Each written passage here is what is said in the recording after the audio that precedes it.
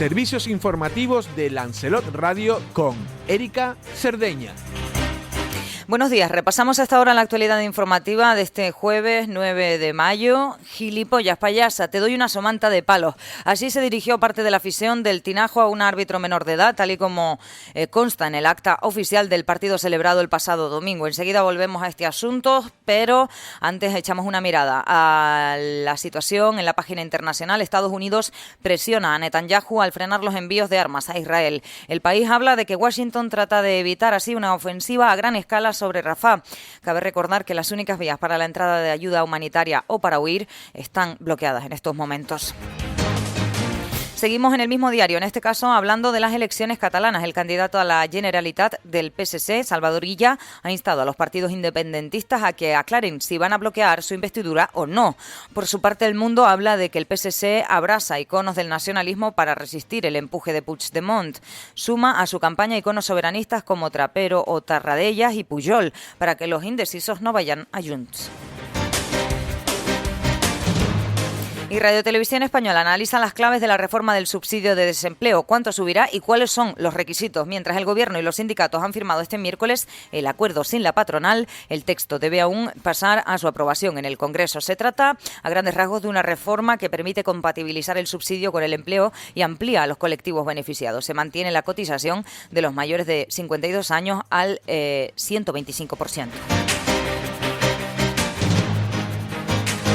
Hablamos de inmigración irregular en la ruta atlántica. Nos vamos hasta Diario de Avisos. Los cuerpos sin vida de 2 varones, aún por identificar y en principio adultos, fueron localizados en las costas de La Gomera en esta semana, según la información que facilitaba el forense destinado en la isla colombina, Ramón Llorente, quien además ha recordado que carecen de cámaras frigoríficas suficientes en caso de que se dé la enésima patera de la muerte. La alusión del profesional a estas carencias materiales se debe a la sospecha de que ambos fallecidos perdieran la vida en un naufragio masivo más dentro del marco de la tragedia humanitaria que supone la ruta atlántica de la migración irregular. El primer fallecido fue encontrado el pasado lunes frente a Playa Santiago y al día siguiente el otro en Vallehermoso.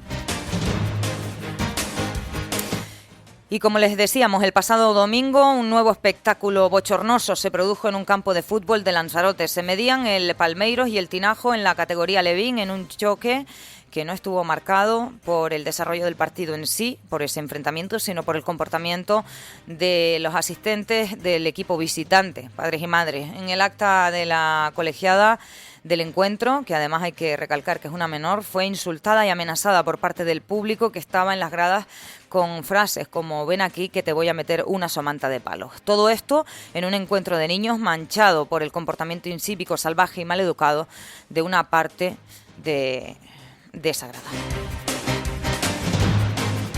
Y el Pleno del Parlamento de Canarias aprobó este miércoles instar al Gobierno autonómico a realizar un estudio para estudiar la viabilidad de posicionar un helicóptero de soporte vital básico avanzado con base permanente en Lanzarote, que se sumaría al que tendrá como base Fuerteventura. El presidente del Cabildo de Lanzarote y parlamentario Osvaldo Betancor criticó el populismo de Nueva Canarias, que durante sus 4 años, aseguró, de gobierno en el Pacto de las Flores, no consideró necesario dotar a Lanzarote y La Graciosa de un servicio propio de transporte sanitario en helicóptero medicalizado, y ahora lo pide con urgencia y sin realizar los pertinentes estudios de necesidad. Seguimos en el Parlamento porque el portavoz de Empleo del Grupo Socialista, Gustavo Santana, ex viceconsejero de Turismo y que además fuera secretario general de UGT, intervino este miércoles en la Cámara para afirmar que el problema salarial en el archipiélago no proviene de los empleos turísticos. Aseguró que los salarios de los 2 grandes convenios de hostelería en Canarias tienen que mejorar para vincularlos al crecimiento real del IPC, pero más urgente es que el resto de los salarios pactados en convenios colectivos que no son los de hostelería aumenten incluso más, ya que son considerablemente mucho más bajos que dichos convenios. Y hablando de turismo, Vox Lanzarote es el primer partido que pide una moratoria para el alquiler vacacional. El portavoz de la formación política en el Cabildo Insular, Óscar Pérez, señalaba que lo que plantean es una moratoria de 1 año y que en ese tiempo se estudie y se delimite qué tipo de viviendas pueden ser vacacionales.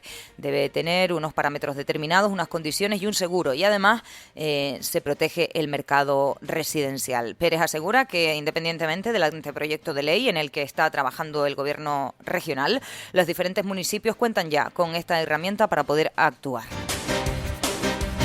Y los centros turísticos han ingresado casi un 40% más con menos visitas. La subida del precio de las entradas ha logrado el objetivo de no perder músculo económico y mejorar la calidad. El consejero de los Centros de Arte, Cultura y Turismo, Ángel Vázquez, ha explicado que los centros han ingresado algo más de 12.389.000 euros durante el primer trimestre de 2024, un 38% más que en el mismo periodo del pasado año. Los ingresos por taquilla se elevaron un 50,94%, los de restauración un 10,99% y los de tiendas un 7,14%.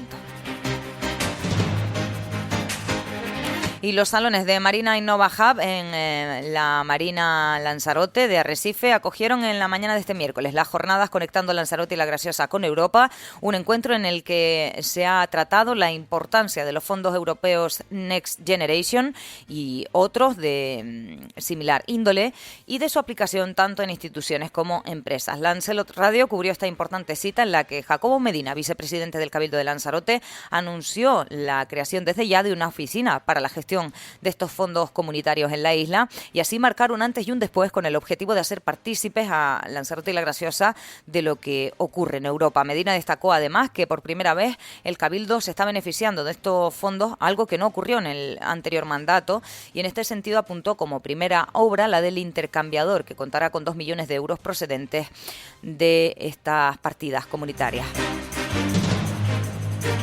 Radiomarcalanzarote.com destaca que un año más la primera regional Lanzarote llega a su fin y tras su conclusión se abren las puertas de playoff a la interinsular preferente. Esta competición nos dejará 4 equipos que pelearán por el ascenso: la Unión Deportiva Lanzarote B, Club Deportivo Tite, Unión Deportiva Valterra y Aria Club de Fútbol. En cuanto al tiempo, este jueves cielos despejados, las temperaturas se fijarán en máximas de 29 grados y mínimas de 18. El viento soplará principalmente del norte flojo con ráfagas máximas de 15 kilómetros por hora. Hasta aquí la información que puede encontrar actualizada en lancelotdigital.com. Que tengan buen día.